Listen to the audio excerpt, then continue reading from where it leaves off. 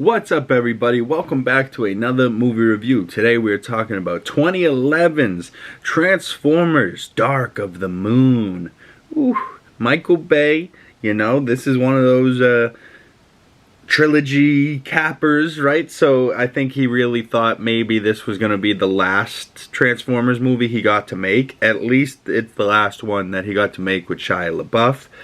Unfortunately, Megan Fox isn't in this one. That takes a major hit for me in this movie. The girl that plays Carly, she's alright. She's grown on me as an actress. But originally when I first saw her in 2011 and watching it last night, her character just really is bad, you know? And they don't have the chemistry between Sam's character and her, or Shia LaBeouf's character and her just don't really have any chemistry at all. Most of like her parts feel like they don't need to be there. McDreamy, who's his name, Patrick Dempsey from what is that, Grey's Anatomy.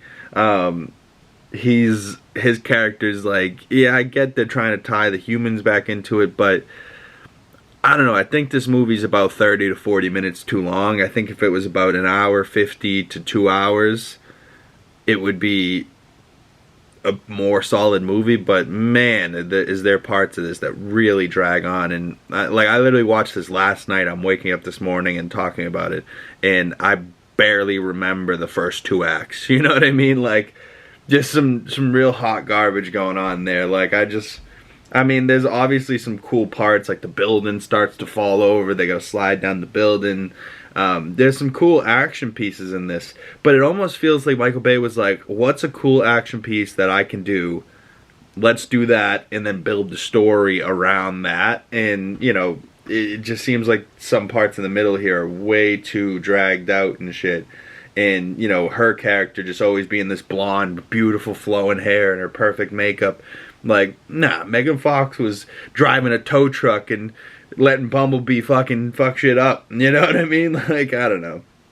She's gorgeous, but at what cost? Obviously, Optimus, Bumblebee are still my favorites, but for Decepticon-wise, this dude Shockwave over here was fucking, I liked him. Sentinel Prime, I remember the first time, right, spoilers for this movie that's 13 years old or whatever. Sentinel, I remember the first time seeing this, I was like, oh cool, we got this like ancient Decepticon, or see, I already spoiled myself. You got this ancient Autobot, he's supposed to be the oldest leader of the Autobots. Optimus really looks up to him. We start to figure out more and more about him, and then all of a sudden, it takes a turn, he turns on us, and you're like, oh, you scumbag, I thought you were cool, and now you're a scumbag. Oh, God, it is what it is. But Shockwave has this like giant, like almost dune worm, but made out of metal, and like, you know, weaves itself and then like kind of boa constricts a building and like traps the building starts to fall. His character was kind of cool. I remember seeing him initially and was being like, oh shit. But another one of my favorites is Ironhide, right? And he has this great scene. Oh, it looks like we got ourselves a little Mexican standoff, you know, like.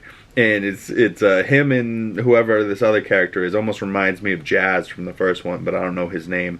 But Ironhide and this other Autobot have two Decepticons in a Mexican standoff. They all drop the guns, and then a little fight ensues. Ironhide has this badass moment and, you know, kills them both with a gun, and then goes, class dismissed.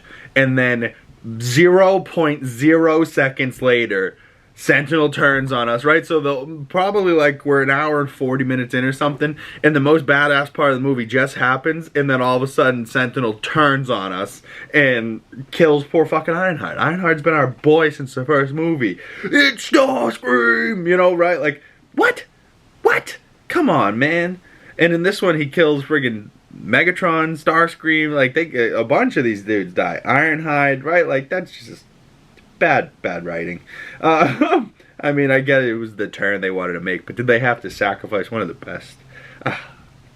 But then Optimus gets pissed, gets an arm ripped off, kills Megatron, then goes to Sentinel, and one of the most, like, if this was a human versus human, This would be a rated R movie, but because it's machine versus machine, he gets away with it. But he straight up double taps, headshot, bah, bah, Sentinel right in the head, right on the ground, and just like, and that's pretty much the end of the movie. Double taps, and then just like, drops the gun and turns around with B, and then just starts, you know, the stupid thing where it pans up to the sky, and Optimus is, message to Autobox, you know, like, and granted, Optimus, the voice of him, Peter Cullen, or something like that. I'll look it up. I'll give him proper credit. Yeah, Peter Cullen, I was right. Optimus Prime's voice. Hugo Weaving was Megatron's voice? I didn't know that. Jess Harnell, that's a guy. That was Ironheart's voice. Robert Foxworth is Ratchet. Sideswipe is James Remar. Oh yeah, and I forgot Ken Jeong was in this, right? He has a whole weird part, like him and Malkovich have weird parts at the beginning. I'm glad they brought John Turturro back in this. I'm pretty sure that's Alan Tudyk as well, and he's fucking hilarious. I mean, you see Alan Tudyk in this and you're like, what the hell? And he plays Dutch, Sieg. He says like German shit to get him to stop. It really cracks me up. But yeah, like this cast was pretty dense, and you know, there's some great action in this, but overall I think it's just way too long. But overall I gave it 2.5 out of 5 stars, about a 5 out of 10. The same score I gave Revenge of the Fallen, but 2 very different scores, right? Like Revenge of the Fallen's problems had very different problems. You can go back and check out that review from a couple days ago. But Dark of the Moon, I remember initially liking this movie because I didn't see the twist coming when I was 12 years old in 2011. But now watching it again and knowing what was about to happen, it's really just about 30 to 40 minutes way too long. You know what I mean? So there's just a lot of stuff that they could trim. Like they just trimmed this up into a nicer movie. I think I would have liked it a lot more. But overall, 5 out of 10, 2.5 out of 5 stars. Comment below, what do you give this score out of 5 stars? What is your favorite Transformers movie? I would love to hear those things in the comment section below. Were you a fan of the new girl, or did you want Megan Fox to return this one like me? Are you a fan of Michael Bay movies? Comment that below as well. And the next one up on the list is 2014's Age of Extinction. That's the one where they bring in dinosaurs and Mark Wahlberg. So it is what it is. And we'll be carrying on with that one as the next Transformers rewatch. But I would like you guys to comment down some movie recommendations down in the comment section below. Comment how you found the channel, what was the first video you found me, or how you found me, whether it was Instagram or Twitter or in person or whatever. I would love to know those things down in the comment section below. If you want to follow me on my other social medias, links down in the description below. Please like this video. It goes a long way to help the channel. Subscribe if you're new. Hit that bell if you don't want to miss future videos. My name is Big Cam. Thank you for watching. I'll see you guys in the next video. Peace.